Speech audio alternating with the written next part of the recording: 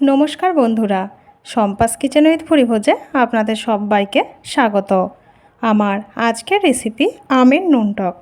दुपुरबेला खाबार शेष पाते यदि एई आमेर नुन टक थाके ताहले तो कोनो कथाई नेई। एई आमेर नुन टक खेतेও जेमन टेस्टी हय खाओ किन्तु भीषण उपकार। आमेर नुन टक बानानोर जोन्नो प्रथमे आमी एकटा बाटिर मध्य किछुटा परिमाणे जल निये एर मध्य दिये दिलाम दुटो आम। आम दुटोके एबारे भालो करे धुए निते हबे। एबारे आमी आम दुटोके केटे नेब। आमेर बोटार दिकटा प्रथमे छुरी दिये केटे निलाम। एबारे आमेर खोसाटा आमी छाड़िये निচ্ছি। এই একইভাবে দুটো আমেরই আমি খোসা ছাড়িয়ে নেব। খোসা ছাড়িয়ে নেওয়া হয়ে গেছে। এবারে আমি মাঝ বরাবর আমটাকে কেটে নিচ্ছি। আমটা কেটে নেওয়া হয়ে গেছে। এবারে এর মধ্যে যে আমের যে কষিটা থাকে সেটাকে বের করে ফেলে দিলাম। দিয়ে আমগুলোকে এই একইভাবে লম্বা লম্বা করে আমি কেটে নেব। দুটো আমি ভালো করে কেটে নেওয়া হয়ে গেছে। গ্যাসে একটা বাটি বসিয়ে দিয়েছি, তার মধ্যে দিয়ে দিলাম কিছুটা পরিমাণে জল। এবারে ওই জলের মধ্যে আমি কেটে রাখা আমগুলোকে দিয়ে দিলাম।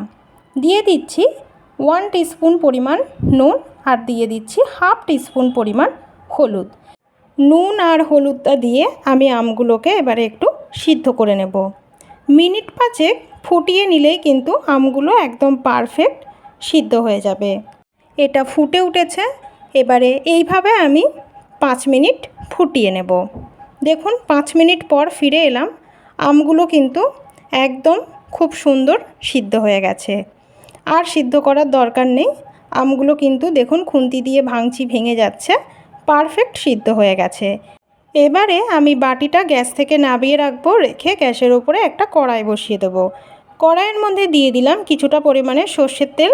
তেলটা হালকা গরম করে নিতে হবে। তারপরে এর মধ্যে দিয়ে দিলাম 1 টিস্পুন কালো সর্ষে। এবারে ওই সর্ষের মধ্যে দিয়ে দিচ্ছি একদম সামান্য পরিমাণে 1 চিমটে নুন। এবারে এর মধ্যে দিয়ে দিচ্ছি সেদ্ধ করে রাখা আমটা। তাহলেই কিন্তু আমার নুন টক একদম রেডি।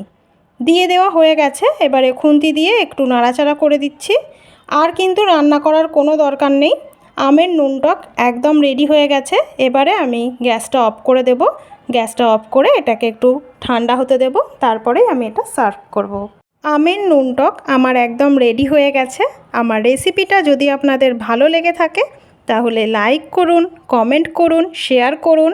আর যে সকল বন্ধুরা এখনও পর্যন্ত আমার চ্যানেলটা সাবস্ক্রাইব করেননি তারা প্লিজ আমার চ্যানেলটা একটু সাবস্ক্রাইব করে দেবেন। সবাই ভালো থাকবেন, সুস্থ থাকবেন। নমস্কার।